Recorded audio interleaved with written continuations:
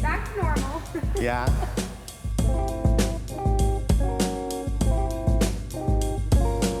Right, you wanted a more natural lived-in look. So, are you still wanting the same thing? Yeah. Okay. So, like, just not this, like, super blonde, like, almost white that some of these pieces are. Mm-hmm. Where it's not such a distinct Line of demarcation. Yeah, yeah. So this is Camille's second visit with me. So basically one of Camille's biggest concerns was ease of grow out. And what I had noticed in her prior appointment was that she had a lot of blonding. It was very heavy. And what that was creating was a really strong line of grow out from her blonde to her natural. So she wouldn't get much length out of that hairstyle and hair color. So she found herself having to come in a lot more often. And as we talked a lot about growing last time, about growing older blonde out, especially this heavy, is that it's gonna take time. Yeah. So each service, we're just basically gonna be touching up all of the highlights between the new growth and really getting a nice blend, incorporating your natural color into it. So you're not looking to remove any of this blonde, right? Like we already know this is gonna be here. We're just gonna start incorporating the depth that we want to have as your natural blonde. So when we finish with the highlight at the end, we're gonna be glossing you.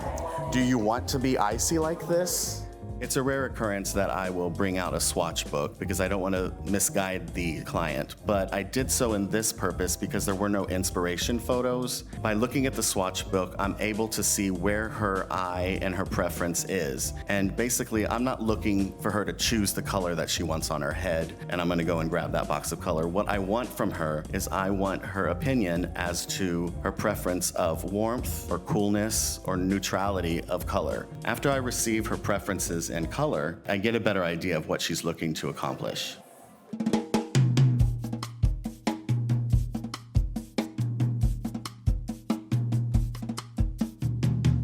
Everything I do from my placement, the technique in which I place the lightener on the hair, as well as the depth I actually leave into the hair is what's really gonna get the result that we want, that blended, blonde, easy of grow out.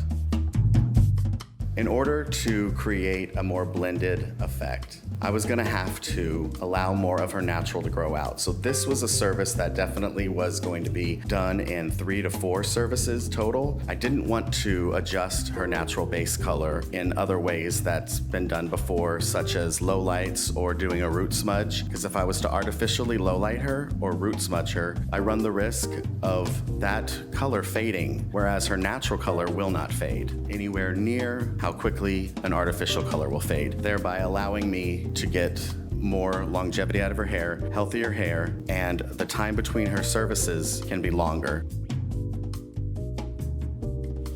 This is a toner. So this is gonna give her that warmth she was looking for. And not only her new highlights that I put in today, but before she came to the salon, she was a platinum.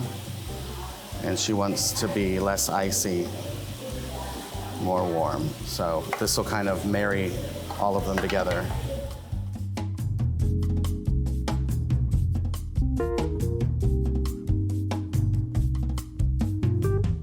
I always recommend a blow dry after any color, whether it be a root retouch, but especially a highlight. The reason being is that's the final product. That's kind of like the reveal. That's where all of the beauty happens. That's where the clients get to take a look at exactly what they are going to see out in the real world.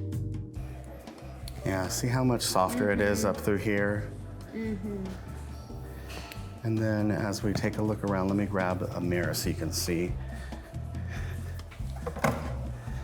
Hold on to that. So, look, yeah, you found yourself? Okay. So then we have it along the hairline here. And then through the back. And then all through the back here. Oh wow, that looks really pretty. And that's continued, you know, so when you wear your hair up, Yeah. you'll see it all the way around. But That looks really good. But see how different the blonde looks with the depth behind it? That's what my hope is in the coming months, that we can create more throughout like the back of the hair. So in the end, we were able to really create that blend that she was looking for, that buttery blonde, and I was able to maintain the depth needed.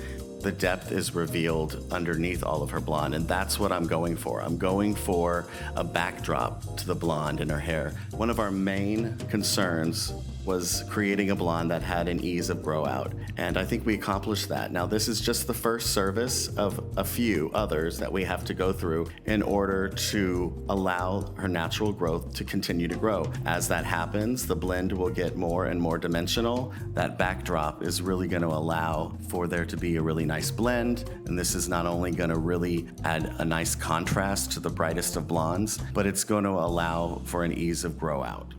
Yay! Back to normal. Yeah?